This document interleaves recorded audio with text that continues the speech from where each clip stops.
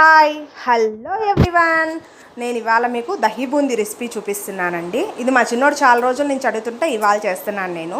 దీనికైతే ఫస్ట్ ఒక బౌల్ తీసుకొని చిన్న గరిటతో 5 గరిటెల పెరుగు వేసుకున్నానండి. కర్డ్ ఇది నేను ఇంట్లోదే మేక్ చేసింది వేసుకున్నాను, మీరు ప్యాకెట్దైనా వేసుకోవచ్చు. దానిలో 3/4 టీ స్పూన్ చాట్ మసాలా వేసానమాట.